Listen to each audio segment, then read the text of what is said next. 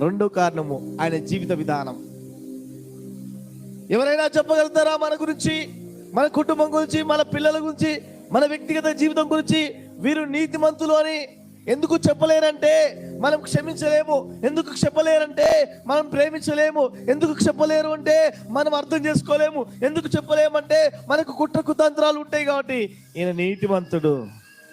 హల్లెలూయా. చాలా గొప్ప విషయమా కాదా? హల్లెలూయా. దేవునితో ఎన్ని వందల సంవత్సరాలు ప్రయాణం చేశాడు? బోరు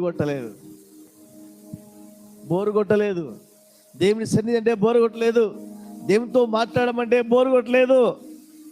ఇన్ని రోజుల నుండి నేను చర్చికి వెళ్తున్నాను, ఉపవాసం ఉంటున్నాను, ఈ వారంలో నేను రాలేను అనుకుంటే నువ్వు ప్రార్థనకు వచ్చి కూడా వ్యర్థమే. వాక్యం చాలా స్పష్టమైనది. రెండో మాట ఏమన్నా అంటే ఆయన నిందారహితుడు. అందరు చెప్పండి,